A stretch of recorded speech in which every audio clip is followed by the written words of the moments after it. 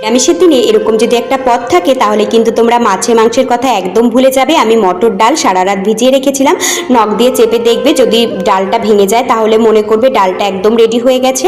আমি পাটাতে বেটে নিচ্ছি, তোমরা চাইলে কিন্তু মিক্সিতে বেটে নিতে পারো। আমি পোস্ত আর জিরেটা একসাথে বেটে নিয়েছি। কড়াতে পরিমাণ মতো তেল দিয়ে দিকে পরিমাণ মতো হলুদ, পরিমাণ মতো লবণ, একটু জিরের গুঁড়ো, একটু ধনের গুঁড়ো, পরিমাণ মতো একটু লঙ্কার গুঁড়ো দিয়ে আমি এরকম হাতে চ্যাপটা চ্যাপটা করে ডালগুলো হালকা একটু বড়ার মতো করে ভেজে নিয়েছি। হালকা ফ্রাই করবে, বেশি কড়া ভাজা করবে না, তাহলে কিন্তু মশলা কিছু ঢুকবে না ডালের মধ্যে। তারপরে আলুগুলো দিয়ে হালকা একটু ফ্রাই করে ফোড়নের জন্য নিয়েছি 5 ফোড়ন, গোটা গরম মশলা, তেজপাতা, 2-1টা শুকনো লঙ্কা, আর মশলার জন্য আমি নিয়েছি আদা বাটা, জিরে বাটা, আর দিয়েছি ধনের গুঁড়ো, লঙ্কার গুঁড়ো, আর দিয়ে দিয়েছি পরিমাণ মতো হলুদ, লবণ আর পোস্ত বাটা। ভালো করে কষিয়ে কয়েক টুকরো টমেটোর কুচি দিয়ে আলুগুলো দিয়ে ভালো করে নাড়িয়ে চাড়িয়ে একটু জল দিয়ে দেবে। যখন দেখবে জলটা টকবকিয়ে ফুটে এসছে, ডালগুলো দিয়ে নামিয়ে জাস্ট গরম ভাতে